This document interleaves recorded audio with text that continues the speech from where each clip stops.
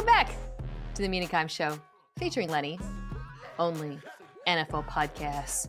One of the hosts thinks GM stands for Grand Mastiff. That's Lenny. I'm Mina Kimes. Grand Mastiff is a dog, right? I think it is, like a big dog. Yeah. Breed of Mastiff. I don't know. Should be. You know what else is a breed of Grand Mastiff? Mastiff Flash. Grand Is that the Mastiff pun Flash there? would be a great Grand nickname. Mastiff Flash. Yeah. A cane corso is also a Grand Mastiff. I thought about making a cane corso joke about Cam Ward and Lee Corso, and it was very overly fraught and involved. But one person who was neither of those things is Nate Tice, who is here to help me What an intro. do something I've been teasing forever. I keep saying, guys, I'm going to talk about the draft quarterbacks. I'm going to talk about the prospects in the future. Just wait. We did our first mock of the season.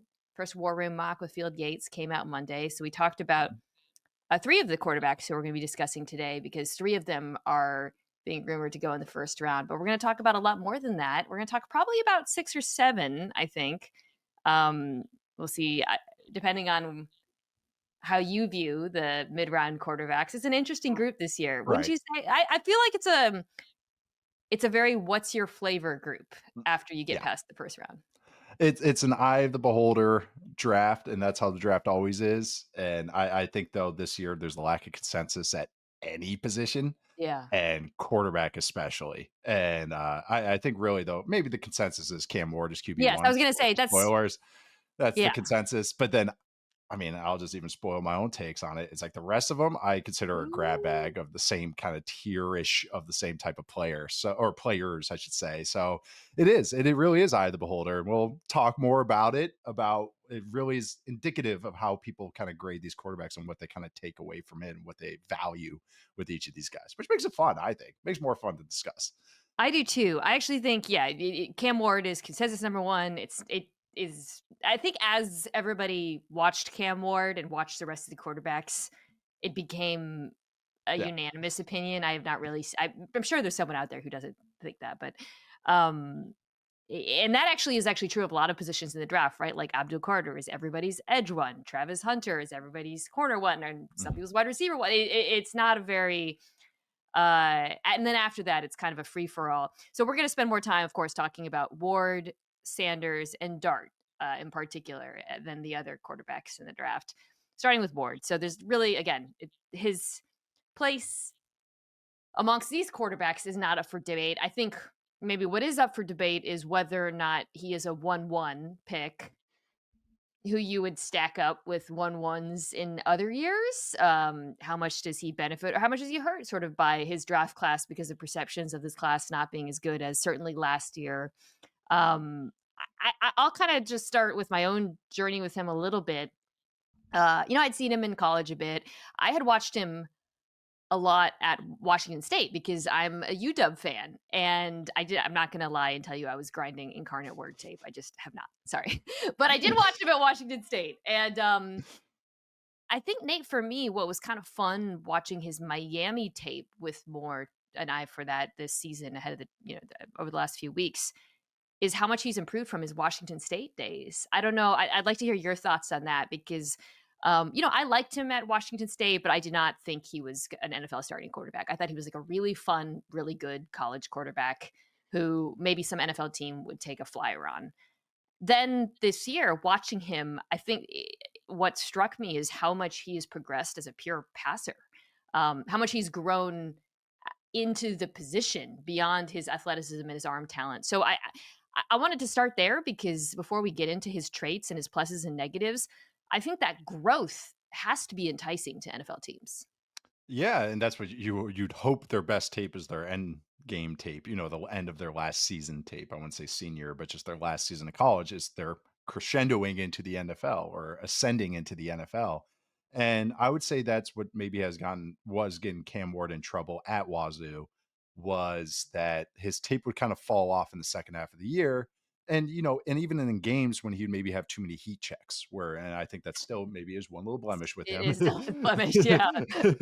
is, as you like to put it, put a little too much dip on the chip. He can kind of do that every once in a while. The technical term is doing too much. Doing too much. Yeah.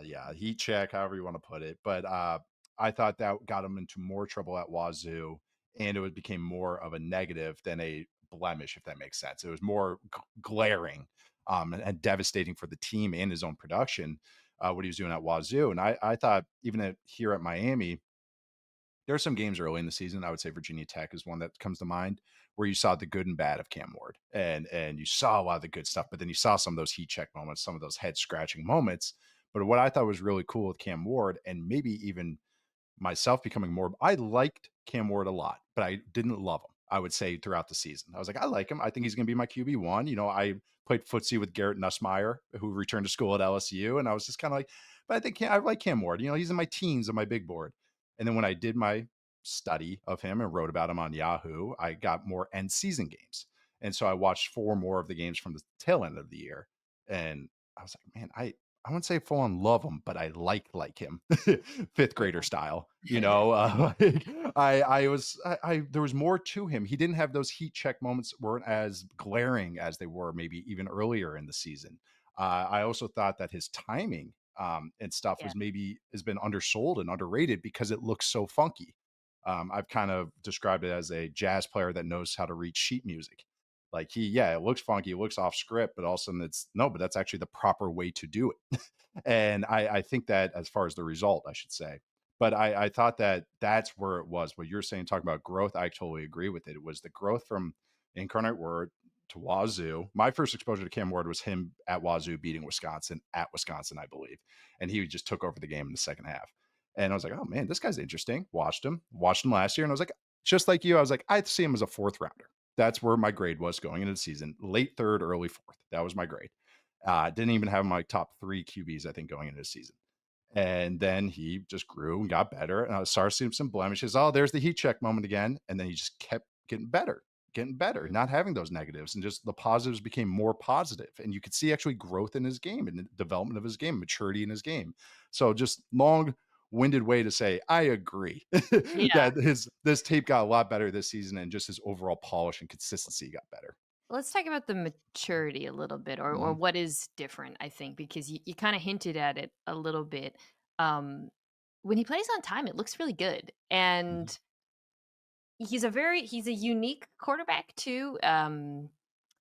It's funny because I think comps for him all over the place, but it's impossible not to watch him and have your brain go to Jordan Love at least a little bit because of well, it is possible. Sorry, but when you see that, and I'm not saying Jordan Love is a comp for him because I think he's more athletic than Love, for example, and I would say Love has a little bit more juice on the arm, in my opinion. oh, yeah. Yeah, Yeah, he does. okay, but I agree. the arm angles, the unique arm angles, which Mhm. are all over his tape, and there's a lot of RPOs and the sometimes the fading back, sometimes to his detriment, frankly, that is one of the negatives I have on him, is reminiscent of Love. Also the aggression, the willingness to attack downfield, particularly over the middle of the field, very Jordan Love coded. Um, but I think uh in terms of like again the maturation, yes, there are moments where the arm angles and the what I'm describing, the creativity in the pocket, some of it is a little bit excessive, but a lot of it is within structure, right? Like a lot Mhm. of it is to get the ball out quickly and to get around defenders and to handle collapsing pockets. And I think that's what really struck out to me watching him again at Miami is like, oh, he's got this like very unique arm talent, but he's using it in an orderly fashion that will translate to the NFL. It's not just like, "Woo, hey, trick shot, whoa." Like it Yeah. feels actually quite sustainable, and it feels like he has a pretty good awareness of his throwing ability. Yeah, that's really what it came to, like, for me. That's where kind of the jazz player stuff, that line kinda came from was the highlights are always gonna this happened with Caleb Williams last year too. The highlights are gonna Yeah. be the crazy plays out of structure and the crazy sidearm throws and underarm, submarine throws that they'll do out of the pocket, but it's really his play in structure that he grew on me because of his play in structure. And so speaking to what you're speaking to, or just kinda reaffirming it, is that, oh yeah, it's a sidearm throw and he's throwing it around the guy and it looks funky. He's flat footed as he's throwing it. But then you look at, which is great about all 22, you look at the sideline view and Yeah. you see the route concepts. He's throwing it before the guy's even breaking on his route. And he's throwing it because he's about to get pressured and he doesn't want to take a sack. So it's like he will find unorthodox ways to solve an answer or solve a problem, I should say, to find a solution to a problem. But the solution is good. Like, and the solution Yeah. is sound, even if it's unorthodox. And I think some of it, and this is just a theory, is because he wasn't groomed from 9 years old to be QB. Mm. He was in a wing T offense. He was under recruited, and then he goes into in a Incarnate Word, Wazoo, who run wide open air raid offenses, goes to Miami, which is wide open, but it was kind of a hybrid air raid, some other stuff in there that they would run. And he goes into these offenses, he's finding his own rhythm to play with. And that's actually a term I've really come to with Jordan Love is Love stuff, Yeah. looks unorthodox, but he finds his own rhythm. It's like, yeah, he bounces and he's backing up and he throws sidearm. But if you look at the wide view, he's throwing it early. He's throwing it with anticipation. And you mentioned the RPO stuff too. And that's another area he grew on me was that like there's a lot of times, not a lot of times, I would say the Florida State game is a good example. Florida State kept bringing corner blitzes and they were throwing RPOs. And I've seen so many college quarterbacks and NFL quarterbacks panic as soon as that corner blitz happens and they got a guy running right at them. Pump fake. Oh, no, I got to break him off. And then they get tackled or it looks ugly. They throw the ball away. Something happens. Penalty, illegal man downfield. Cam Ward goes, oh, there's the corner blitz. Here's something. I'm throwing this ball with my knuckles scraping the grass as I'm throwing this. And he completes it. And it's on time before the receiver's even turning for the RPO for the quick out route or something. So it's just that means to an end. He figures out a means to an end on a lot of problems. It's not all perfect, and some of the sidearm throwing style that he naturally has, which I again say leads to creativity from the pocket that I really like. The ball can kind of get away from him as he pushes it, like Mhm. especially like go balls and stuff.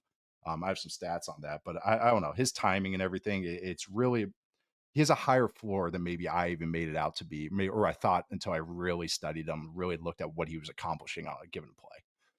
Um, you mentioned well, okay, there's a lot I think I wanna talk about. Just to stick with the arm angles again a little bit. Mhm. It really is, guys. If you watch his tape, it's just It's it's by far the most glowing attribute of his. Not the biggest strength necessarily, but it is his distinct style, right? That is yeah, his yep, trademark as a quarterback, you would say. yep, He's like a submariner, right? Um, so I mentioned Jordan Love. I have also seen some people throw out Kyler comps on the internet a little bit, which is at first you're like, "What? That's weird." Like he's not Cam Ward is a good athlete. He is not anywhere no, close to a Kyler Murray.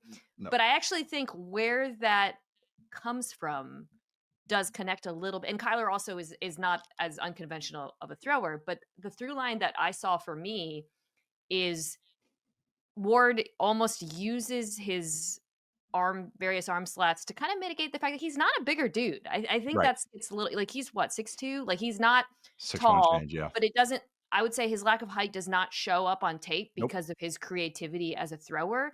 And that actually reminds me a little bit of Kyler, who's really, really good at compensating for his size because of hmm the he is such a unique and talented thrower and generates so much torque.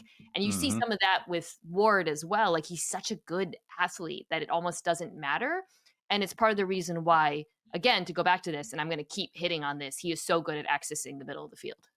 yeah, and that's where, and he only had 4 balls batted down this year. Cam Ward did, and I would say most prospects usually sit around 8, 9, 10. I would say Shedeur's at 10, Jaxson Dart's at 10 or 11, and that's a little high. But Cam Ward, the fact that he's not 6'2", he's just under it, and he throws sidearm, and you never notice that balls are getting batted down, and It's that just also is timing. If you get the ball out early, the pass rush doesn't realize you're about to get the ball out early because they go, pass rushers put their head down, they engage, and then they see what's going on. And then they go, oh, the ball's coming out, hands up. So you see guys with elongated passing motions. Justin Herbert gets a lot of balls batted down, even though he's yeah. 6'6", because his motion is elongated. Guys get their hands up and then they can bat it down, even if he throws it hard, even if he throws with anticipation, because Ward's Snappy. funkiness. He's It's so snappy. quick. He's snappy. He is snappy that they don't get their hands up. And he also finds angles to throw. There's one throw against Syracuse that I just always come back to. It was a third down over route. Guys coming through the A gap right at him. And, he's some guys would be able to accomplish that just throwing it, okay, over the top of the guy. Cam Ward works around the pass rusher to throw it, like sidearm, wraps it around and puts the ball perfectly into the guy. I think the guy drops it. But I was looking at that. That's creativity. That's Yeah. creativity from the pocket, but it's still within structure, even if it looks funky because it was on time, it was early, all that good stuff. But it's funny you brought up the Kyler thing because I wouldn't say they're alike as prospects, but they're the same tier of prospect to me, where Mm, it's a flawed player, not perfect player. traitsy. Yeah. Yeah, has some traits, some cool, unique aspects to their game, deserves to be the number one pick in their class. And that's how the 2019 draft class, that they kind of have a lot of similarities. Where it's like, yeah, this guy isn't the blue chip elite quarterback prospects like Caleb to me was, and what Drake May was to me last year, and some people to Jane Daniels, or a Burrow or a Trevor Yeah. Lawrence to me. They are good prospects. They are good, but they have blemishes. But in that draft class, Kyler goes one, kind of by default. And then you see guys like Daniel Jones and Dwayne Haskins Yeah. go in the first round as well, which is kind of like, man, this is kind of smelling a lot alike, especially where the Giants are picking again. But my comparison for him has this I is was the just about high to end. ask. Yeah, because Yeah, they're it yes, I think I've seen them all over the place with this guy. my high end again. This is if everything works out and it does. He hits the peak of his playing ability. Cam Ward, and it's not just because he's going. I think going to the Titans plays a lot like Oh, I know what Steve you're saying. McNair. Yeah. They're built exactly the same. Steve McNair and Cam Yeah. Ward almost have the exact same height at the combine. They weighed similar. I think they're only 3 pounds of difference at the combine. So they're both sub 6'2", both around 220. I would say McNair is a little bit faster and has a I was little just about to stronger ask arm. about yeah. Yeah. McNair was a tier better in those aspects. And again, I was a kid, but I've watched it. And I've been a draft nut since I was 9. And but looking at that, it's the same.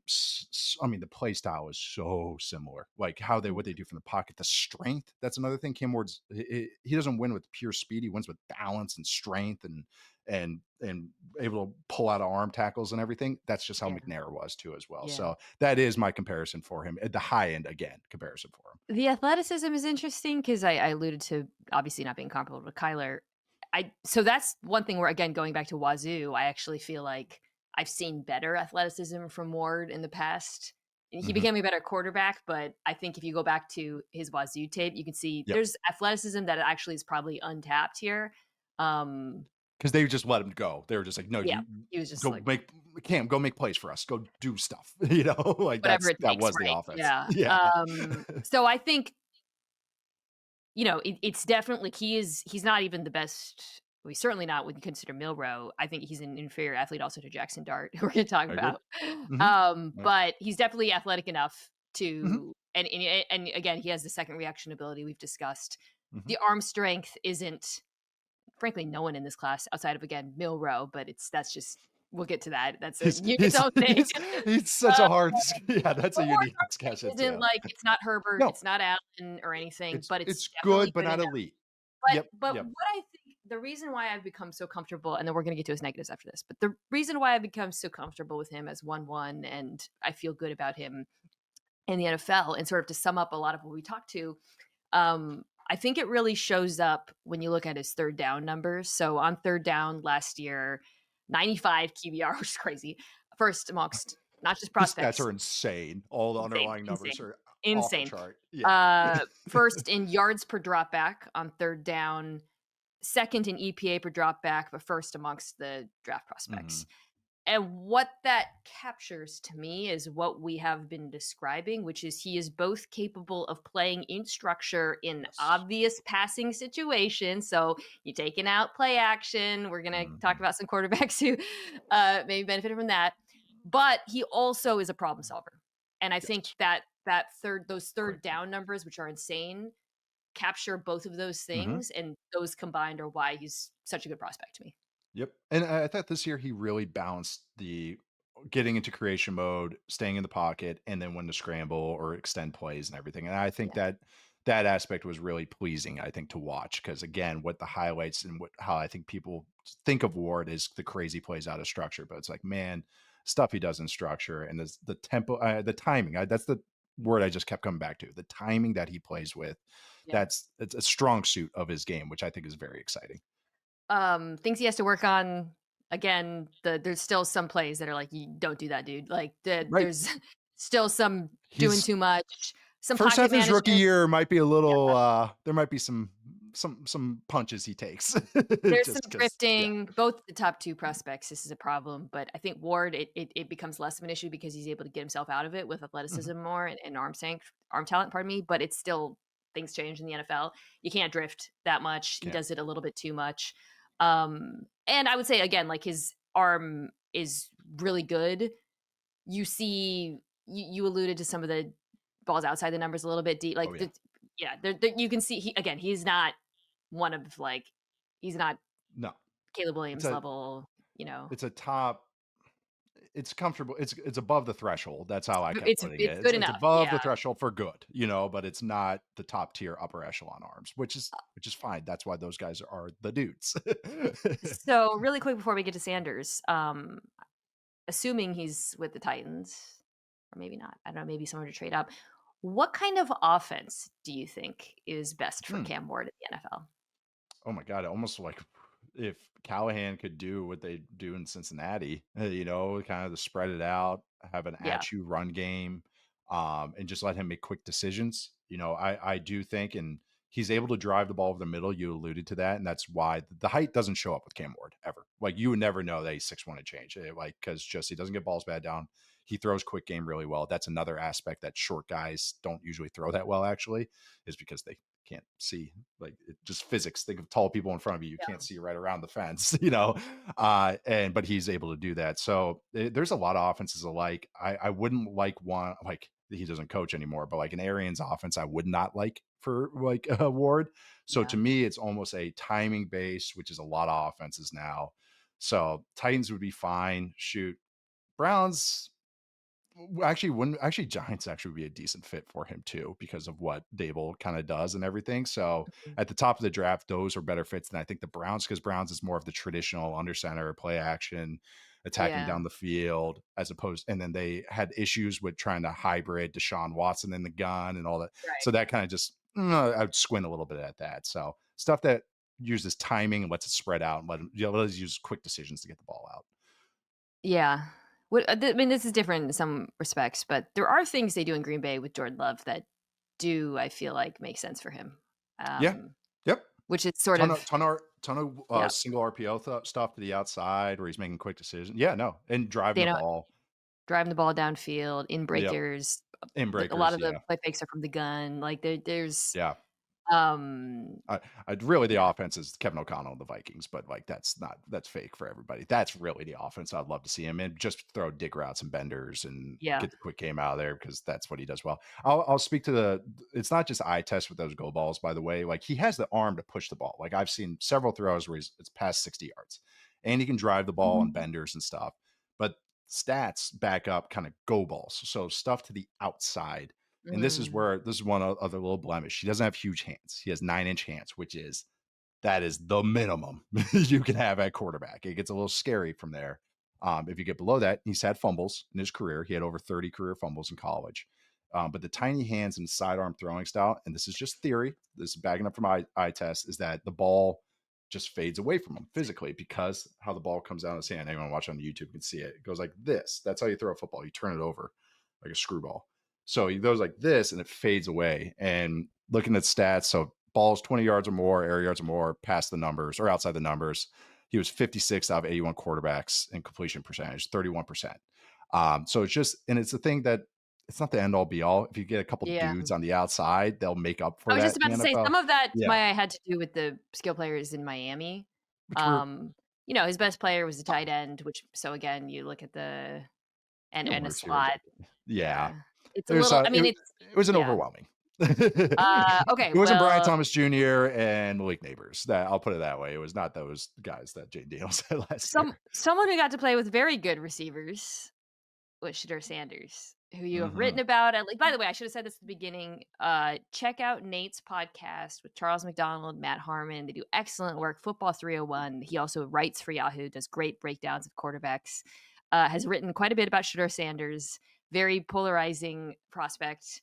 Um, I find him just fascinating as like a cipher for how you think about quarterback play and his role in the NFL and whatever. He is also like, okay, Ward. I know we just spent like 20 minutes talking about Ward. No mystery about Ward is going to go. so much mystery about where Shedeur Sanders is going to go, where he's worth taking, whether he could fall, whether a team could trade up. Before we get to that, before we get to the NFL fit, all of it, let's just talk about who he is as a player, because he is a really, really, I think he's personally a little bit of a tough eval because the Colorado offense is just so freaking insane.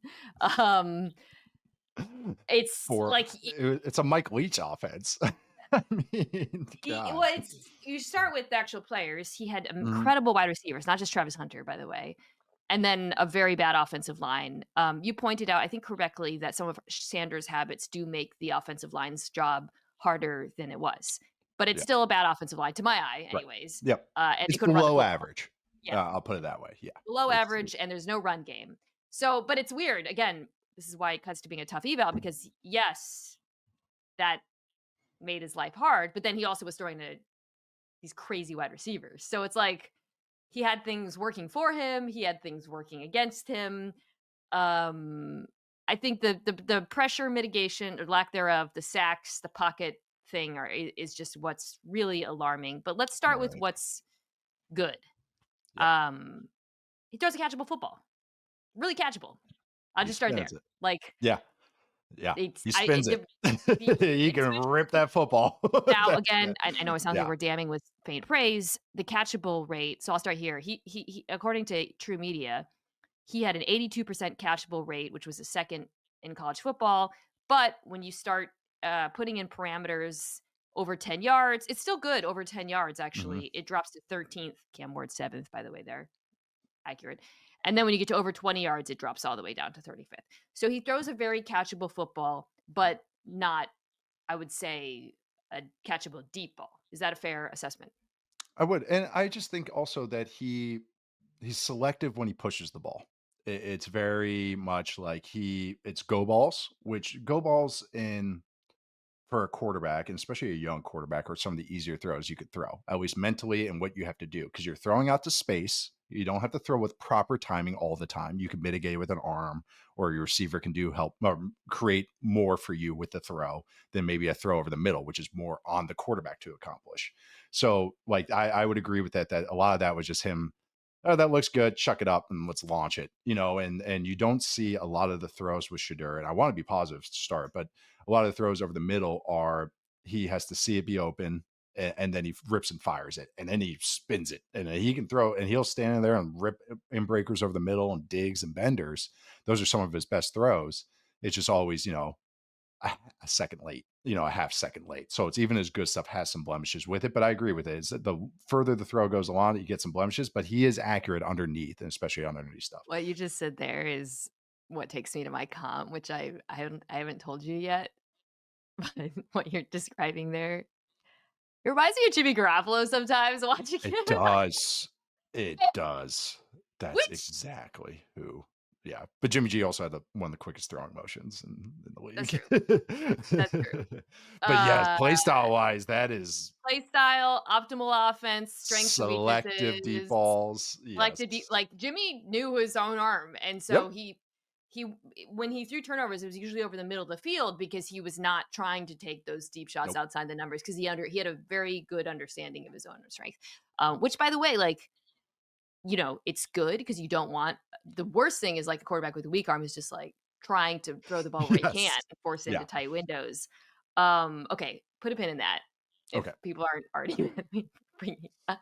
There. People forget that for 4 years because that offense was so efficient. We were having debates on national television over whether or not Jimmy Garoppolo was elite. It's all been memory hold, whatever. But How many of your anyways, listeners know what team he's on right now? oh my god, I was a trending topic on Twitter once because I said Jimmy Garoppolo was the beneficiary of his offense, and a former 49ers quarterback got mad at me. Oh yeah, I remember that one.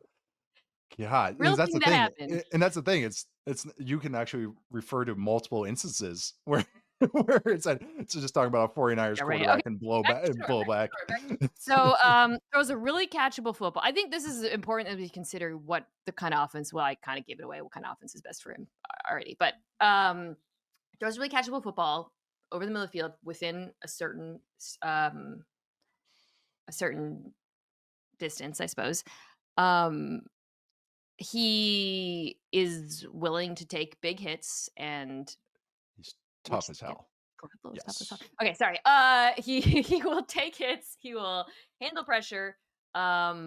So that's the other thing. So I would say the two best things. I would say accuracy and toughness. I think he's pretty decent. And this was actually something that I was a little up and down with Ward at identifying pressure, identifying blitzers. I noticed that as well. Again, what happened next wasn't always the best, but a lot of it had to do with the situation. I mean, like, there were some games where like think about the Nebraska game where it's just like, oh my god, like this is just a Snuff bloodbath. film. It's Yeah, so it's like, bad. oh god, Yeah, it's I and know. you're just I threw that one out. I didn't even use that yeah, game in my article because I didn't think it was fair.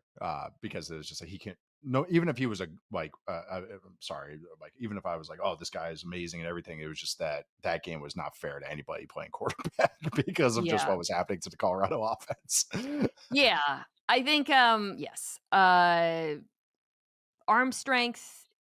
I actually feel like, let me put it this way: he does not have an above average NFL arm, but he has an arm that I think, and it gets combined with his accuracy and his intelligence. He's obviously a very smart quarterback who's, played a ton of football at a high level when you Yeah, watch him. Um, he's not being baby. I think that his arm strength is such that if he plays quickly and with anticipation, it will be sufficient in the NFL. right. Is that fair to say? That is fair. Yes. Yes. He So that's again kind of the core question. again he's above the threshold. He's Yes. above the tier that you need to have a core NFL arm. I think that is really just my biggest question with him. Like, it's why, like, when people ask me, "Do you think he can be like a high end starter? Is he with a first round pick?" I think I want to give it a qualified answer, which is this: his time to throw in college was 2.96, which was 110th. Okay. Now, Ward was also pretty up there. It was below Yep. that, but it was up there.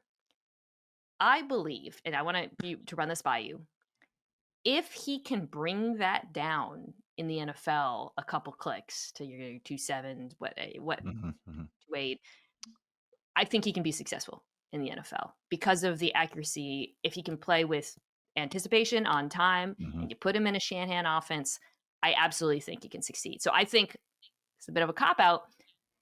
My answer to that question, is he worth a first round pick? Is he an NFL starter? Is, can he do that? Because if not, if he can't fix the pocket stuff, if he's still running around back there, drifting, all of that, then he will Mhm. not succeed. Do you think that's fair? Yeah, I absolutely think it's fair. I think, but that's the discussion, and even I touched this in my article, is that it hasn't been fair the framing of him so far about what he's been talked about as a prospect.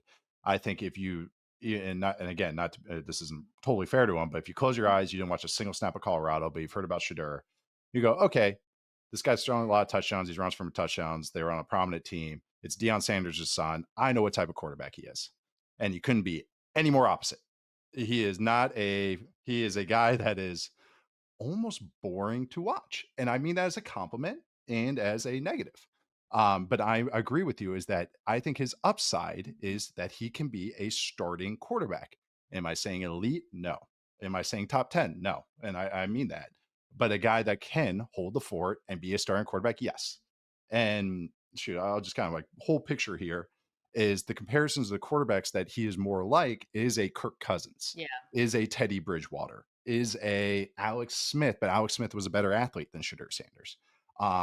Shoot, Andy Dalton, his name has been thrown out there as comparison, and those are very fair to me. I actually think Andy Dalton's a little better athlete than Shedeur Sanders. Okay. I said this to you because Andy Dalton, Tim Hasselbeck threw out the Andy Dalton one, and people Yeah, got okay. so mad. I'm like, people forget that, and in the same way that people forgot that the Niners had like an incredibly efficient offense with Jimmy Garoppolo for years, I will never forget because of what it did to me. People forget Andy Dalton with the Bengals. They had like one of the top 5 offenses in the NFL in 2015. I mean, everyone has the Yes, memories of ants or whatever, I know. but yes, to your point, it's like there is a level of competent quarterbacking in the NFL where if you find a guy who's accurate and who can be a machine and can operate a Yes. certain type of offense, absolutely. And to get that guy at a rookie contract, great. Yeah. Like, would you Yes. rather, if you mentioned Kirk Cousins, let's just Yeah. take it to the teams. If you're the Browns, would you rather trade a draft pick for Kirk Cousins Right.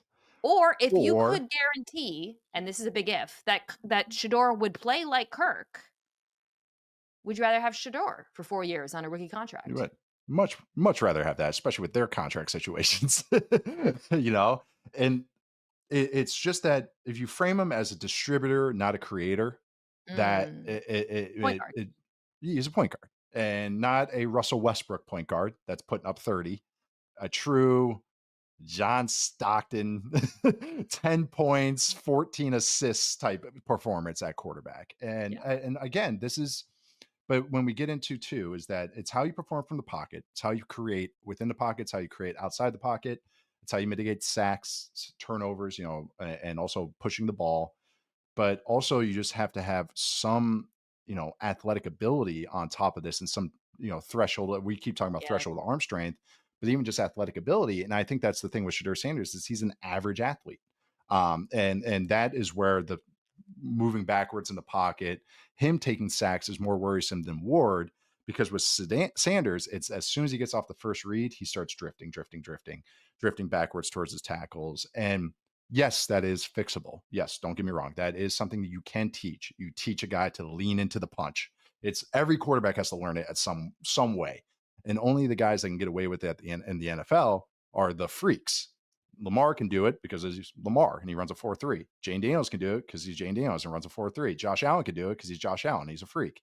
Those guys can get away with it through their athletic ability, even if it's not what you want from a coaching perspective, from a schematic perspective. This is where let an athlete be an athlete, let a player be a player. yeah, Shedeur doesn't have that threshold. So as soon as I see that and I see numbers that back it up and its eye test, then I start getting into, all right, how does he perform from structure, from the pocket? And there's just some stuff with Shedeur is that everything's elongated. His throwing motion's elongated. He needs the pocket to be clean so he can step into throws. I don't think he's a very creative thrower. Like he throwing to the left, if you ever notice, he always has to flip his hips to throw left. mhm, It's because he's not very flexible. And Cam Ward's the complete opposite. Cam Ward is throwing freaking stuff every which way, even throwing left. And this is all types of athleticism guys have. Straight line, he can build up some speed and go. Shedeur can, but it's that quick twitch athleticism. So that means the escapability is probably not going to be a way he wins in the NFL. So okay, you're not above the threshold, I think, to be a good athlete in the NFL. Okay, you can't be really that type of outside creator. How are you in the pocket? And I think Shedeur needs work. So that's where how I gauge him as more as a day two guy.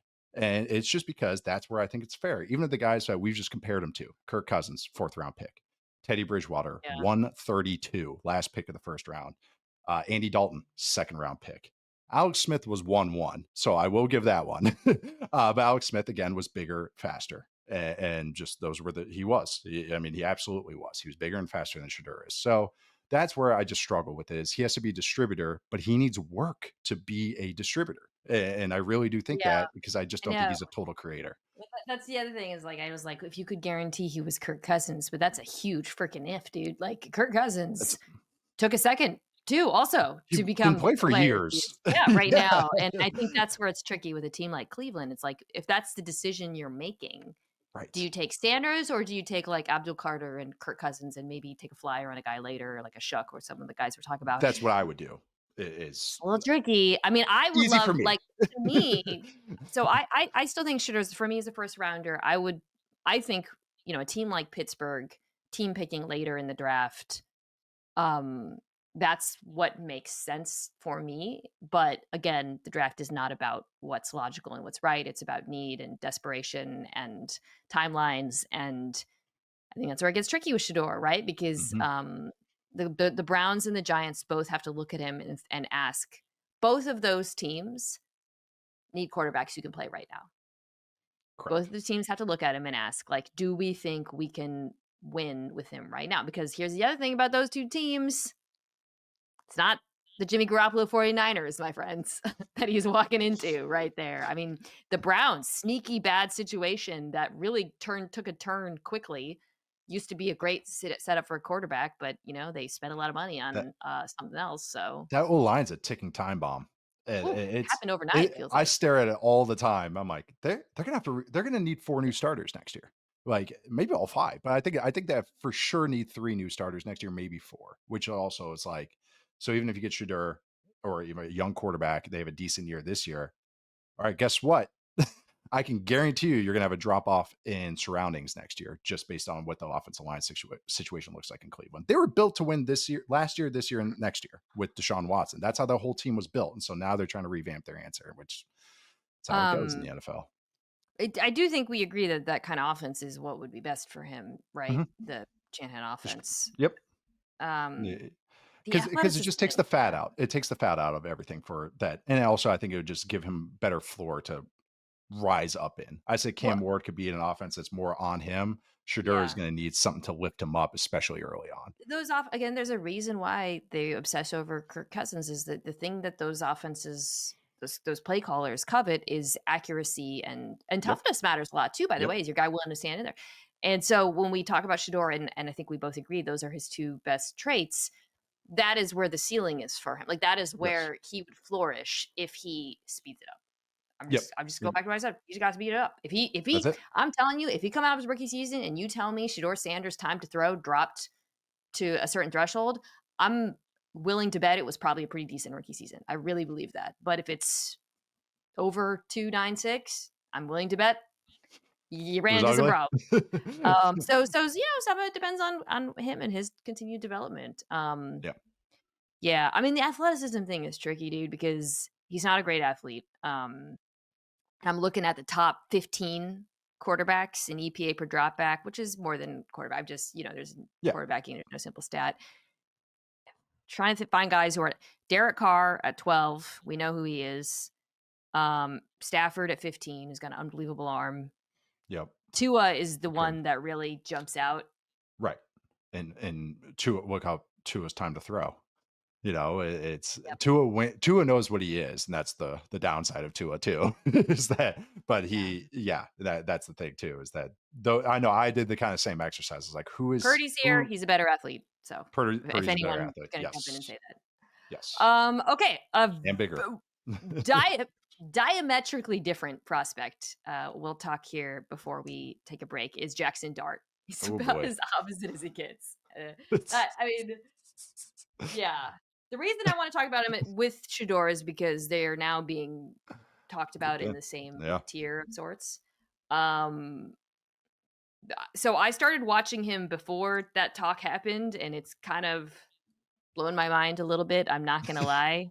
I was on NFL Live the other day, and I think it was Matt Miller said that Kuiper. I hadn't seen this in his latest mock, which is not what Kuiper would do. It's his predictions, right? Hmm. He had him going ninth to the Saints, and my eyebrows like flew off my head on television when I heard that.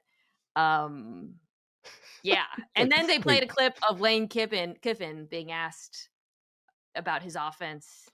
And he was like, and they were like, I can't remember, the reporter was like, some people have mentioned that it doesn't really look like an NFL offense. And Lane goes, why would anyone say that? And I just started laughing on television. Um, it's the money play offense. That's what it is. Lane Kiffin's coaching games to win games, not to develop a guy for the NFL. And I mean that, like, the plays work. Like, that's the thing. Like, it's not a knock on Kiffin. It's just that, it's it's it's cookie cutter. It's like they run 5 plays and they just dress it up really well, which is a credit to them. But it's yeah, not I mean, exactly the whole thing is the best for QB prospect watching. the whole thing is play action and RPOs at a very Yeah. basic level. Just Yep. spread them out. He's darts thrown to space. Throwing Yeah. guy. I mean, Lot of over routes off a play action where they pull the guard. They pull the guard in play action and they run. Some people call it a creeper route, an over route. They run that 5 times a game, I have to at think least.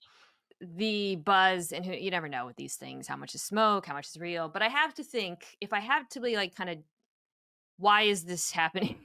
Like, what is it about him that people are suddenly putting him in the conversation with story? It is, again, to go back to what I was saying, that they're so different. Mhm. Um, Dart has traits, and he really Yeah, does. Like he does. he's got a good arm. He's got a strong arm. He can throw to Yep. all parts of the field, and he's a really good athlete. Mhm. Let's start. That is to me the top line. Why would this guy go in the first round, despite the fact that he plays in this offense and he's got some flaws, which we'll talk about? That is why. Like somebody could look at him and be like, "That's clay that I can mold into a really good quarterback." That's it. It's that I even wrote in my article, I go, traits are the good starting point for to talk about Dart. Uh, good build, like 225, Yeah, run, a good athlete, like you said, and a good runner. Like he's a smart runner. really Not, good I mean, runner. smart runner, not in the sense he should get down a couple times. I appreciate his competitiveness. He'll throw his shoulder into guys, which I do appreciate. But then you also see it's like, all right, I see a clip, he's running, lowers his shoulder in somebody, and then I see the backup quarterback in him for a play, and then I see Dart back into the game. So it's like I know you got exactly the one you're thinking throttle which it down game a was. little bit against Yeah, there's Georgia. a Yeah, yeah, Georgia was the one I was like, "Wait, that's not Jaxson Dart." I was yeah. like, "Oh, no." The Right the after I had backup, written like, "Yeah, good run," and then I was like, yeah, it's a great run. The backup, I'm interested in Ole Miss's backup too. By the way, he's got some tools too. "Well, But I anyways, he made a couple throws," and I was like, "Oh, wait, what?" he had a good drive against Georgia. I was like, hey, yeah, this like skinny little lefty. I think he plays baseball too. I was watching him. Uh, the thing I like about Yeah, Dart as a runner too is he runs through the defense yeah. instead of, like, He backing doesn't around. bounce it. No, Nope. he Yeah, is, it's between uh the tackles. Good he vision is and everything. stepping He up knows how to exactly, tempo between the it. tackles, he's Yeah. stepping up into the muddy pocket, he's finding Yep. the holes, and he t who would you compare him to as a runner in the NFL? I was thinking about this watching him because he like, I read all the top 15 guys who are Yeah. athletic. Um, As a runner, man, that's tough. I mean, Purdy was the first name that came to my mind. But s I think he's faster than Purdy. Purdy doesn't really Purdy, run through too, no, he's he more doesn't. He loops goes around. around. It's just the same build. Oh man, God, it's like a slower Hurts. Yeah, I was just But thinking that, yeah, 'cause Hurts run yeah, through and yeah, between the tackles a little yeah, he's, like, a bit. little bit less talented of a run yeah, that's an interesting one. Yeah, Anyways, Hurts is he's a just good bigger and athlete. That's stronger. I He's a mean, good athlete. he Good really athlete. is, Yeah, like, quite good. Um, what and go to the arm. Talk about the arm. What did you think yeah. watching? Good arm. Like every throw's available to him. Like which is what Yeah. you again. I would say his Touch arm. too. He can throw a Yeah, touch. with touch, yeah, and he can push the ball. Some go balls are just kind of like performative go balls, but it's just that it's sorry. It's like this is what the read said. Oh, hey, I threw it open. Um, but no, but I think every throw is available to him. Again, not an elite arm, but a good threshold arm. Past that threshold of good. And also can drive it. Throws a nice, pretty spiral. Really Yeah. consistent thrower as well, mechanically. There I have pros and cons with that. I'll get to the cons in a second, but Yeah. a consistent thrower, which I think is it can be a very good thing, especially because also lets you know when something's wrong. But that's the thing is willing to push the ball, like a lot of explosive passes in this offense. He led the FBS and explosive pass rate last year. Some of that was the design, but he is willing to push the ball where the arrow is pointing, like that is where I'm supposed to throw it. He's going to stand there and rip it. So, and tough. I mean, all these guys are tough. Like I have no knocks on all these guys, any of these guys. There's one Toughness. guy who I don't think is tough, who One I guy, well, I said these guys so far, I should say. oh, okay. There's one guy that's allergic to There's one guy contact. who I have yeah. It's the best part of his game and the worst part of his It's game. the Yeah. funniest part of his game because there It's are amazing. I he's love it. I actually know gonna be the exactly. next guy we talk Okay, about. good. Okay, perfect. Yeah, Yeah, it's but no, not just yeah, consistent thrower. That's really he's my compliment for Dart. yes, okay, we're on the roller coaster, we're going out, we're talking Yeah, about yeah, things we yeah. like, we're at the because it's not just okay, so here are the negatives. So it's not just he Okay, was a yeah, there great we go. Mickey Thank you. Mouse offense, because, there's a lot of guys actually who go to the NFL who play in BS Yep, offenses. It's just all the time. BS from a evaluating standpoint, not like Lane Kiffin, if you're listening, I love your offense. I love his If offense. I was I Ole Miss fan, I'd be love it. living for this shit. Yes. Yes. But so there's two things that I have major questions about. Um, one is the mental side of playing quarterback. It's probably the biggest thing. Keep going. Uh, Keep going. I know I say said something mean to you privately about it, so I like yeah, that's it I is. almost said it Okay, so there's out loud. decision making lapses, no doubt. Yeah. Yep. I wanted to ask you. So one thing that really shows up with Dart is struggles in obvious dropback situations, 2-minute drills. Yeah. I'm sure somebody's grabbed the stats. The Florida game? The Florida game is the The one that ultimate stands example. Yeah, out. It's actually a great case study because he makes like 3 or 4 really sick throws in the beginning of that game. yeah. Yep. Like really, really like some of them that aren't even caught. Mhm. And then he tries to go back to the well into triple coverage like a few times. Yep. But I don't want to just say it's Florida because there's actually a few games that I watched where it felt like in the end of games you're like, what is happening here? Yeah. And I think what I wanted to posit to you is like when or ask, it feels like when the answers to the test aren't given to him, it's almost like he panics and it's like, "Ah!" Like, how much does that concern you as a quarterback evaluator? Since we are talking about, obviously a college player who can improve at those things. There is, and it's a sliding scale. So we just talked so much about with Lane Kiffin's offense, and okay, it doesn't ask him to do so much, but how much should we put that on the quarterback? And I will say there is some worries with Dart's game. Is the term I came to with him, or creative was the word I came to with Cam Ward, or creativity. It was with Dart. It was that cleanliness. Everything has to be clean for him. Yeah. Clean read, clean coverage, routes clean and open, pocket is relatively clean. He, to me, always seems like he has to hitch up into his throw. I mentioned Shedeur's stuff is elongated. I feel like his forward step and his motion is elongated. Dart's arm action's quick, but he needs, to get to his power, to get to the throwing power, that arm that we just talked about. He has to hitch up into it. And why, maybe just get into your question though, why I maybe with Dart, it's more concerning than some maybe Mickey Mouse simpleton offenses I've seen guys in. Are they repeating mistakes on plays they've run before? Mm. And guys make mistakes all the time. I've seen the guy that just won MVP last year will botch a read. Like I've seen the guy that I consider one of the greatest I've ever watched, Patrick Mahomes, botch reads. I've seen Lamar Jackson botch reads. This happens. But when we just mentioned that they run 4 or 5 plays, they dress them up over and over and over. And then if the read isn't perfect, Dart panics. If Dart goes, okay, here's one, which is the over route every single time, that's covered. I don't know what to Yeah. do. And I know this concept like the back of my hand because everyone runs it. It's a go, an over, and a post or and a dig coming behind. It's a pure progression read. Y cross is the drop back version of it, but it's a classic play action concept. And for a quarterback, you alert the go, then you look to the over, and then you throw to the dig, and then you get to your check down. That's the proper read on it. And I've seen them where the over's covered or something happens with the over. Oh, I take a sack. I got to scramble. And it's like, dude, just you got a pocket. Just keep progressing. And if he were a freshman, a redshirt freshman, first year starting, okay, fine. Yeah. Multiple years in this offense, multiple times running these concepts in a game, and then running it dozens of times during a season and watching end of the season, him still kind of having those botches. That's why I consider that more a negative for Dart than maybe in other quarterbacks that have been in simpler offenses. Is that's why you just got to see these concepts they run over and over and over. I have a cut up on it somewhere on Twitter for 20 likes because that's what gets me up in the morning.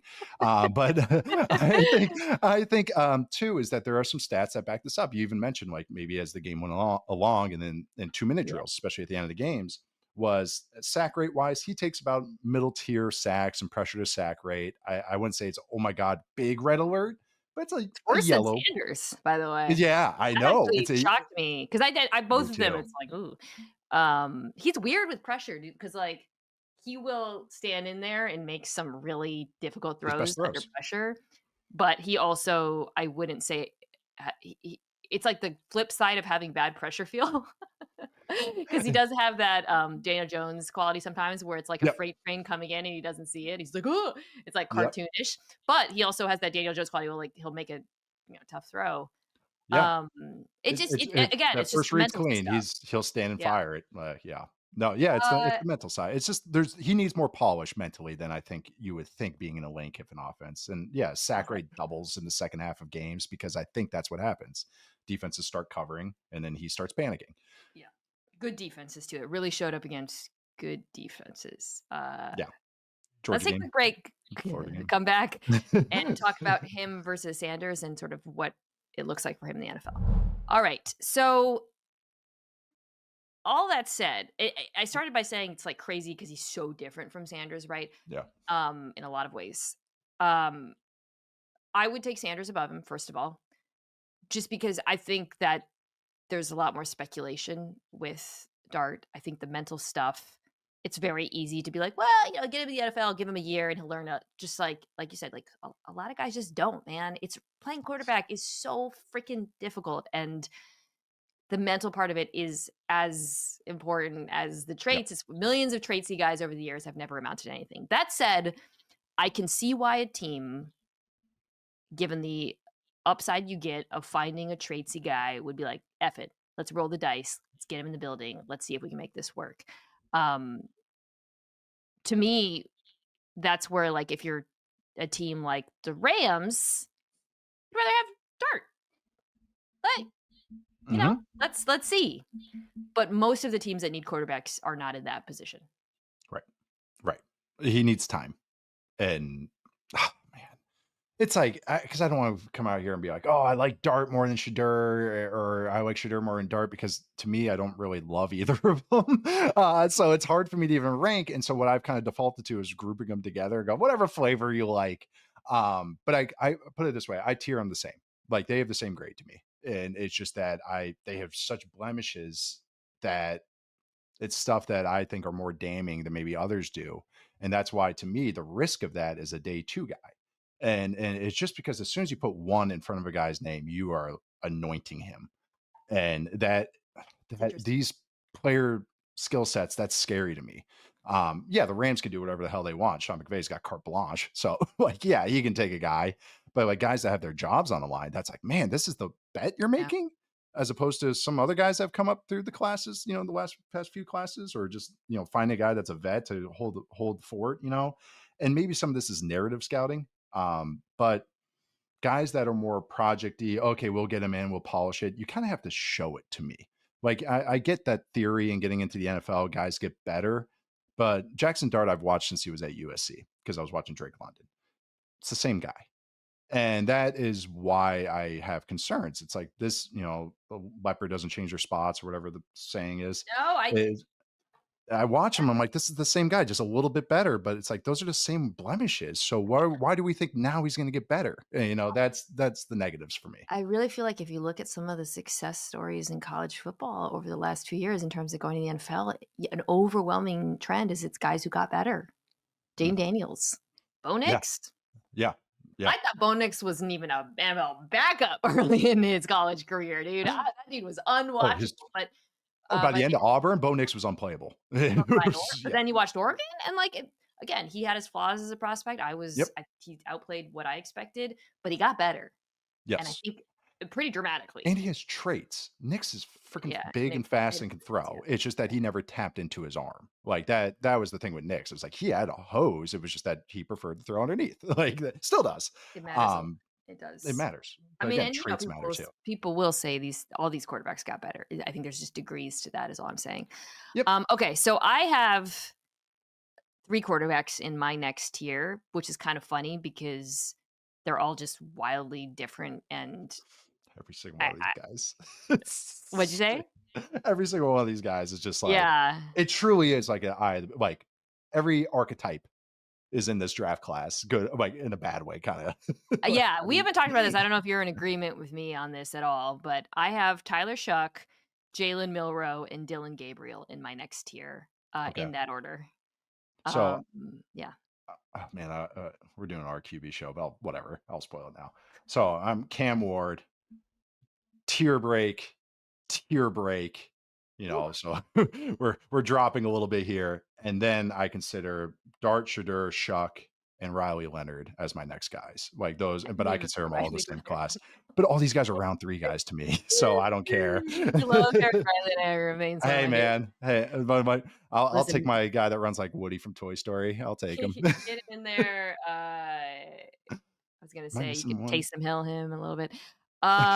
Okay, we can talk about him at the end, but I want to talk about Thank these you. 3 I appreciate together. it. Yeah, let's do it. Um, just a hilarious mix of players. Oh yeah. Again, in particular, Milroe and Shough, like, don't even play the same sport. Uh, Thanks so for Shough being was the guy lobster. that I was talking about when we were joking about being Yeah. allergic to contact. Yeah, yeah. Um, I figured. Tyler Shough, for those who don't know, quarterback at Louisville, gonna turn 26 this year, right? So he's 25 at the moment. I don't know. Tall, 6'5". He's big. To run a Um, little bit. Dealt with a lot of bizarro injuries that have Mhm. prolonged his college career. Part of the reason why he's a bit older. Um, and sort of has been kind of like a breakout, I think, in the draft. Like no one really talked about him, and then I feel like everybody just kind of started watching his tape at the same time and was like, "Wait a second, like this is pretty damn good," and against decent defenses too. Mhm. So that was my experience with him. I'll start with what I like about him. You can tell me what I mean. I think he's got a great arm. Like it's Yeah, just very he can NFL spin it. caliber. Yep. I think he moves well. That shocked me because he's obviously geriatric, but, um, the sack avo the contact avoidance is where the age it might be and I feel bad because it might be also injury related, like, I don't know, I even maybe read about earlier in his that, yeah. career, yeah. But he can move. He's not like Jaxson Dart, where he's gonna be a but he has plenty of what I would call functional NFL athleticism in Yep. terms of, evading pressure. He can get you that first down if you need it, I think. He can make throws on the run. He's had some beautiful plays on the run. I think I posted Yeah. the touchdown Notre Dame touchdown is the one that everyone points to, but there's a few. And he is also like a crazy arm angle guy too. Like he's Yep. got a lot of that in his bag. So all of that sounds really great. The negatives to me are the age is obviously stands out. I would also say the pressure thing is funny because I in some ways I love the fact he doesn't take sacks. He doesn't take. Nope. Some of that is though bad. 'Cause he tosses that football like a grenade. Get out of here. Zero interest in that. Yeah. So anyways, that's my scouting report on Tyler Shough. Yeah. But you seem high on him as well. So talk about why. Yeah, he can spin it. I mean, this is he can throw his teammates open. Like the play doesn't have to be perfectly designed and the guy wide open for him to accomplish not just a completion, but an explosive play. And that when I think of NFL caliber throws, I think so many people think it's just like a go ball or a deep ball. NFL caliber throws when you throw a teammate open, you throw a ball Yeah. early before the guy's even close to breaking on his route, which I talk about. Cam Ward has some of that element of his game. Shuck's got that too, man. Like that's what you see. It's like there's 3 to 6 throws a game that you're like, that's a real big boy throw. Like that Yeah. isn't a upper tier throw. But that's why it's not just film, though. When you assess these guys, it's the whole player profile. Was part of the same prospect class, recruiting class as Trevor Lawrence and Justin Fields. Oof. Trevor Lawrence is on his second contract, and Justin Fields is on his third team. And Tyler Shough is just coming out in the draft. So you have to be realistic. It's 7th year of college. I would hope a guy with 7 years of college experience, being the oldest player on the field, would play with some maturity and understanding of not getting hit and getting rid of the ball. So, I love that. That's the way you brought up the age thing because I kind of want to talk about that really quickly. Because I know from the outside when you guys hear draft people or analysts talk about age, I know we all sound like Leonardo DiCaprio, but just dead to us after 25. he's too old for that. But it's not. And then you're like, wait a second, freaking 41-year-old era, like quarterback timeline is so long. Why do you care? That it's not about like, oh no, he's too old. Of course he's gonna play. If you hit on him, he'll play forever. It's Yep. it's more about what Nate just described there, which is you get less leeway as a prospect when you're older because you're Mhm. much more likely to be the guy that you are, right? Like Yes. Jaxson Dart, if Jaxson Dart was 26, we wouldn't even been talking about him. I'd be Nope. like, no, I've seen that. Part of the And if reason we're Shough willing, was 21, he would be 1-1. yeah, Like, like yes, that's yes, yes. So part of the reason why it matters so much is because it affects our assessment Yeah. of where the player is in his development curve. Yep. So I just wanted to because I do think sometimes it gets a little bit and like Jaden Daniels and Bo Nix were older prospects, and Yep. that was considered to be a And ding on Penix. them. And yeah, and Penix as well, right? But they were Daniels was like a very polished prospect, Yep. right? So it wasn't Yes. like we watched him and thought he needs to get so much better at these things. He was who he was, came in the NFL, he continued it. And I actually think he did get better at certain things, but that's besides the point. Anyways, so age does matter, especially coupled with a pretty significant injury history. And it's not even just quarterbacks, that's just athletes. I mean, you look at any Yeah. other sport, it's so that's the most important years of developmental timeline is when you're from 20 to 25. And So obviously you should be pretty mature by the end of that kind of arc. And then you kind of hit the prime of your careers, especially quarterbacks, really from 27 to 32. But this is so many athletes. This is baseball, this is basketball. You can look at any sport.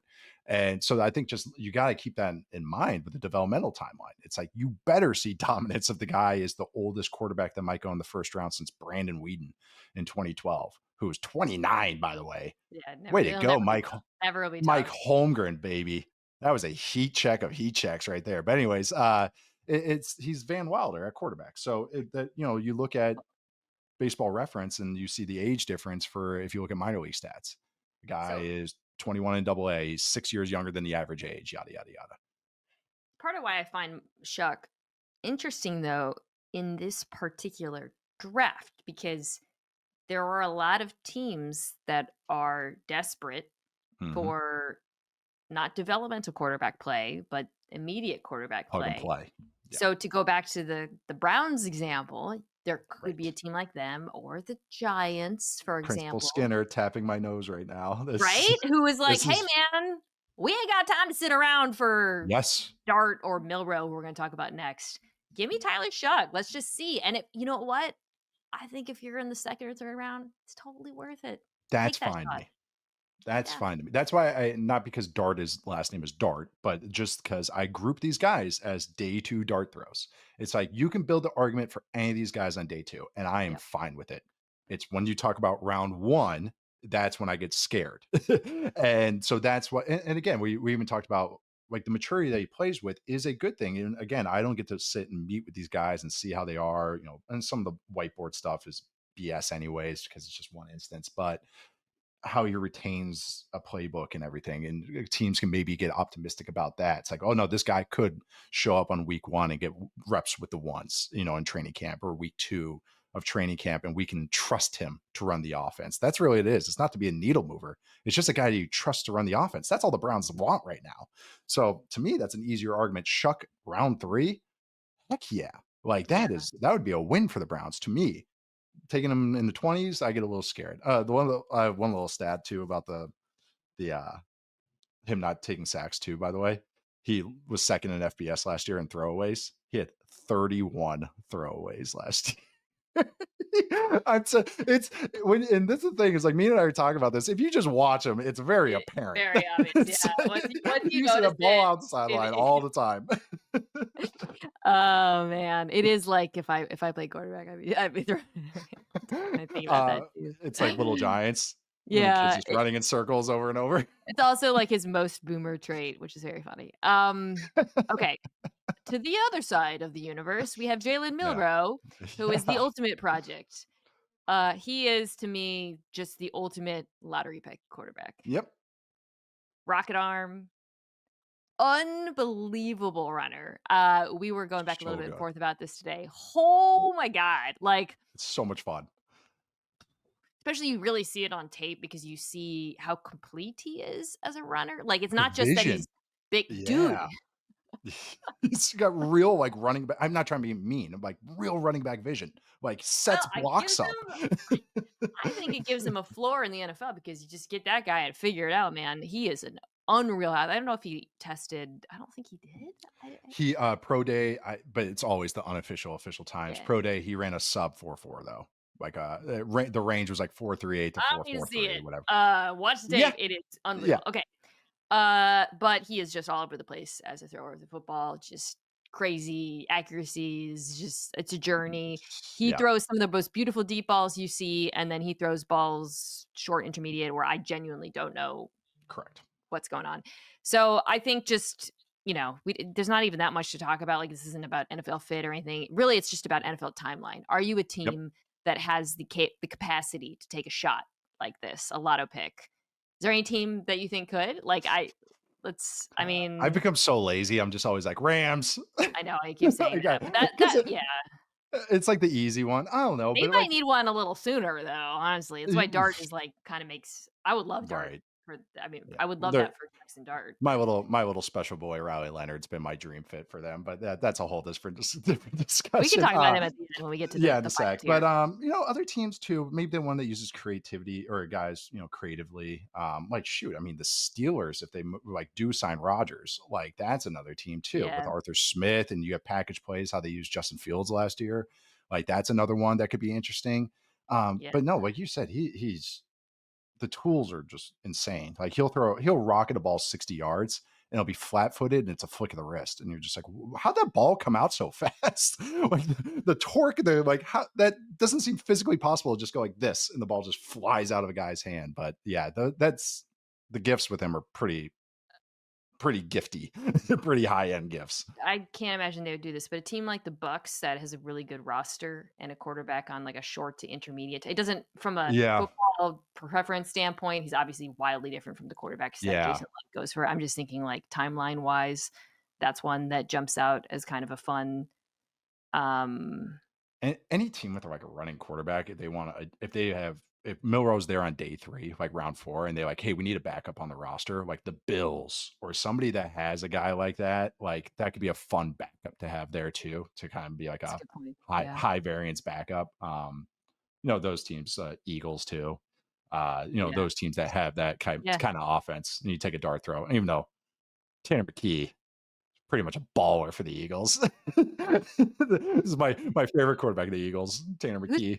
who's the Chiefs backup right now with Wentz gone? Oh, well, it's not Find Wentz. someone. It's Find they'll find some guy that comes in there. It's, Imagine Milroe packages for the Chiefs. I would love that. Get him to finally that's so they can run QB sneak, finally. right, with a guy that actually has it. Who is their back? Oh, okay, Gardner Minshew. Look Yes, at their okay. back. How about Someone their funny, backups? I said. Gardner I Minshew and Bailey Zappi.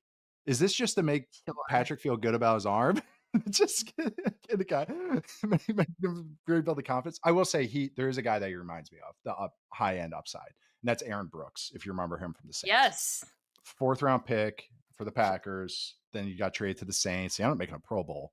Was always raw as a player, but he also has the same throwing style that kind of, I call it the Statue of Liberty throwing style, where the ball comes up and then he throws. Like it's a very like do like very almost stiff throwing style, but same. He ran a 4.53 40. Yeah, I'm glad you mentioned that because the throwing style is actually the one thing that's kind of put me off Dart or Milroe, pardon me, a no, little bit is I just don't. it's You and I have spent so much it's of this rigid. podcast talking about creative throwers, and I think it's so valuable in today's NFL. And if you to be twitched up like that, and he's just not. The other thing that I think is a little makes me apprehensive is he's played a lot of football at a really high level for good coaches. So it's not like, oh, this guy, he's never played. He's Anthony He's Richardson. coming Let's from see. Liberty. He's coming from yeah. Yeah, in retrospect, overdrafted, but yeah, it's again, dude, the holy smokes, an athlete. Okay, so I snuck Gabriel into this tier. You have Leonard. Yeah, Um, look, after this, we're all just like these are all yeah. dart The throws, other but guy I would throw, yeah, Kyle McCord is interesting day 3 guy to me as like a true backup because he runs the offense really well. That would be the other guy I I want to throw can't get mention out. over watching how bad he was with such good Like I players. get it. I can't. I get I it. just can't get over it. I just I'm can't. with you. I just watched 4 I know games how of to him the last yeah. couple of weeks, and it's like I there's some aspects of his game to like, but if you just understand that he's a career backup, not a like starter at all, that's the other guy I would throw in there. But that's day 3. So Gabriel's probably a backup. He's also older prospect who got a lot better, I think, over the course of his college career. Small is going to be the limiting thing, though densely built. Um, I just like one. I think he has good NFL arm talent. I do. It's not a cannon. I think he's got decent athleticism. He is one to me where I could imagine him. He's the kind of backup I would want because I could imagine him coming in and actually winning a few games for you and um He could be a Minshew. Like yeah. he totally could. Scrambles a little bit for you, quick game stuff. He kind of a efficient operator. I think he has more arm talent. I do.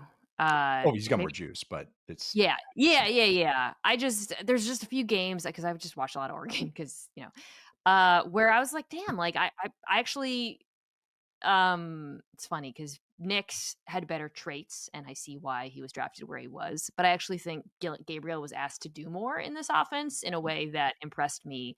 By the way, I'm looking at my notes on Gabriel, and I just kept writing Connerly, good rep, good rep, good rep. I know he's your dad's guy, but that's where But I kind of fell in love with him, was watching Dillon Gabriel, because I was like, damn, yeah, like he's really good.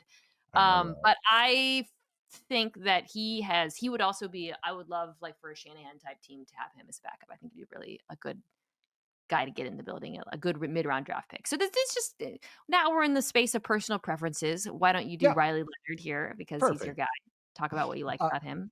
yeah, no, surprise. I like the bigger, faster guys. That's kind of what I go Be my for. little But small Dillon Gabriel. yeah, and you know Who's what? Hey, I backed up Russell Wilson. He showed me that it's like you don't need all the height in the world to be a baller when I was with him at Wisconsin and stuff. But no, I will speak with Gabriel real quick. Is that you were? I know you've been kind of bullish on him too, but like he's got a lot to him. Like he's fun to watch, and throw another guy that throws a tight spiral, which I yeah, that matters. I know it's not the end of the world, like throwing a spiral every time. it's pretty. If you're gonna be smaller and you're not gonna have an Yeah. elite arm, that's how you cut through bad weather. And guess what happens in the NFL? You play bad weather for 3 months of the year, not a month, as is in college. So that does matter. But Leonard, though, why I like him, first and foremost, he's an excellent athlete. Like my comparison for him has been kind of a Diet Coke Ryan Tannehill, where he has those Mhm. really long legs. Like he runs like Woody from Toy Story, like really does. And but It's really he's funny. just he really does though, because it's just, and I think that's kind of underrated, his athleticism, because it's just kind of low key. It's not really exciting, but when you watch him and he's pulling away from guys, watch him at Duke. They played Clemson week 1 last year, and he's outrunning Nate Wiggins, who ran a sub 4.4. Now plays for the Ravens when they're playing Clemson. And I think as a thrower, that's the thing, is he's an average thrower. And yeah, NFL's a throwing league.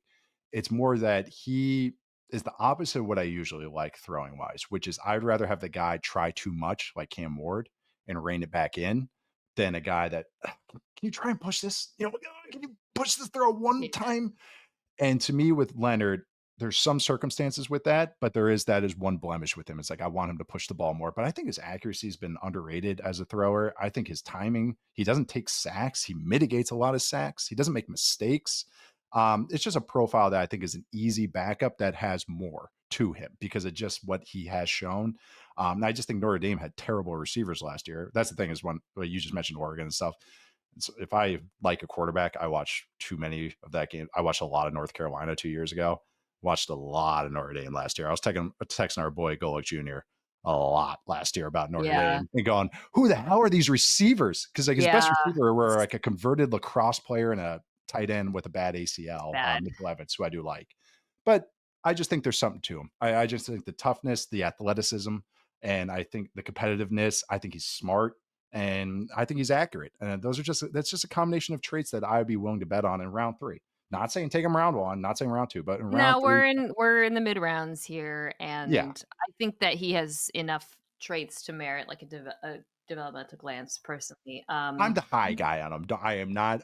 I'm very aware of that. He's probably gonna go day 3, but to me, I would take him after pick 70. The receiver thing is so like, 'cause, um, Sanders obviously did a great receivers. Dart played with good receivers. I'm gonna talk about, Harris and when I stuff. get to Yeah, do offense next week. Ward, they're fine. I don't love it was Restrepo as much as others. it was a good.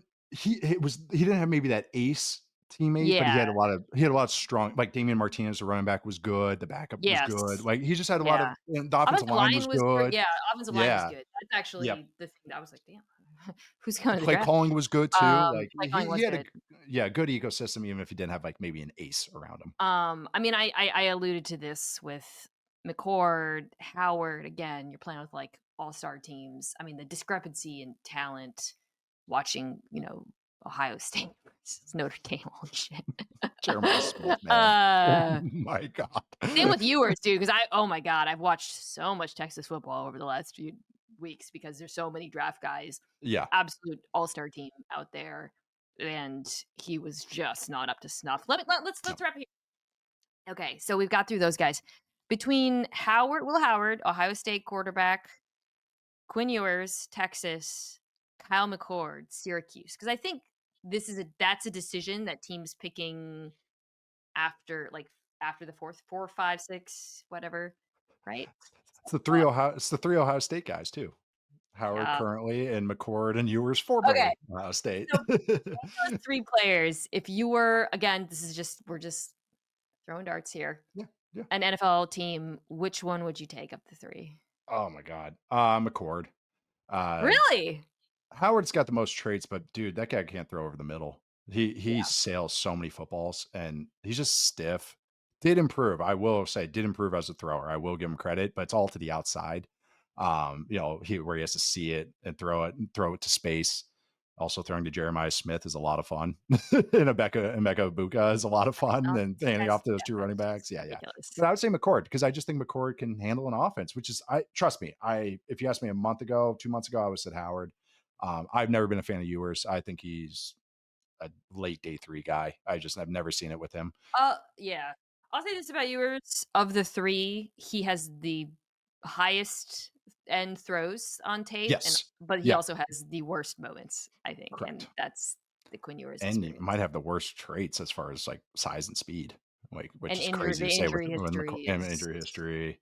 he's also a guy who's, I mean, I went to the Elite 11 that he was at, like, You 5 did? yeah, as a high school prospect. You went to Elite 11? Why were It you was out here. Somebody just invited me. I was like, "Yeah, sure. I'd like to go out." That's It was cool. awesome. Sam Howell was throwing. But anyways, Yeah. this was back when Ewers was being, when he had the mullet and was The like guy. this Yeah. big thing. And I bring that up not to tell my random story, but to say like this again, he's not older, but this dude has been scouted, developed, coached Right.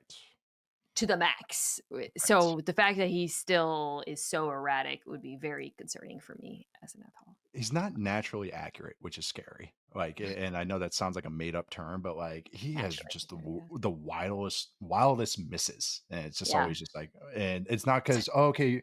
Usually, when a guy misses a lot, it's like okay, his footwork there, he has to work on this footwork. It's always just something. There's always just random things that are making him askew and everything, and that's also tie it all back together. Why I'm bullish on Cam Ward to start it up because I Yeah. don't think he was been groomed since 9, 11 years old to be the dude, to be at all these camps, Need to a be the new word guy. for that, by the way, when we're talking about, young What was people it? who become quarterbacks, not groomed.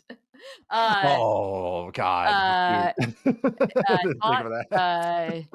uh, coached up, Developed. mentored, developed. Yeah, Yeah. No, I with you. I'm glad you brought it back to Ward because, I do think if you're at the end of this, God bless you, you've probably heard a pretty significant discrepancy between how we talk about him as a prospect and these other players. And by the end of the process for me, Nate, that's just how I felt. I mean, I didn't yep. have him 3 tiers above everybody the way you did. Uh, but I do think it is unassailable that he is Yeah, the guy in this the guy. class, Yeah. which boy, I'd be pretty mad about winning those final few games or winning some of those games at the end if I was, or even the Patriots, because you would have been, I think, in a real position to get To a move team to trade back and up. everything. They still Yeah, might be able to. Who knows? we'll see, It's man. I that's know the thing. if You it need to it takes 2 to tango. Everyone's like, "Oh, does. just trade back." It's like, yeah, you need to convince someone to trade up. So, I know. we And I love think, Shedeur. We love yeah. Shedeur. Come trade And I up guess for him. I know. The Titans I thought for a second were doing like the best sell job of all I did too, time. which And I then thought was on purpose. Yeah. everything they did this offseason, I was like, oh, okay, Right. no, you're yeah, Yep. right. Yep. It was like, I see what you guys are actually doing And here. I'm with it. At first I was like, I don't know, this team, I don't know. Is he that good? I'm now fully on board. If I'm a Same. Titans fan, take Ward. Same. All right. I think they've done a good job this offseason. I'm very interested in the Titans because in a good way, not interested in a bad way, in what they do the next 12 months. Well, I'm interested in what you have to say about the draft in the coming month. Wow. Jeez Ooh. Louise. So, guys, really go check out Nate's podcast, Football 301. It is excellent. Oh, thank you. Some other guests of the show have been on, so I really recommend you guys check out. They're doing big boards over at Yahoo. Check that out as well. Follow Nate on all platforms. You're on Blue Sky. It's just Nate Tice, right? Yep. I will be back No next week. underscore needed. No underscore. I love that. I'm going to talk about the receivers, tight ends, and backs next week. So that's very Ooh. fun and exciting with Ben Solak. So I'll be Ooh. back. But also before that, pardon me, I will be back with War Room 2 with, spoiler alert, Dane Brugler. Very excited. Year-old. Having Oh, I fun. have Dane on later this week. So, Right, he's the yeah. best. Let's I think pass the him around. Dane's piece the is best. coming out this week. You guys He's should check it out. filing it this week. So, Okay. sorry to spoil it, Dane, but he's filing it this Yep. week. Yes, he told me. In other than that, you can check this out on YouTube, youtube.com/Mina Kimes. I'm putting stuff on there all the time. Thank you, as always, to my friends at Omaha Productions for working on this show: Kirsten Sebecki, Anthony Jimenez, Owen Saylor, Jack Foster, Tucker Tastian. See y'all next week.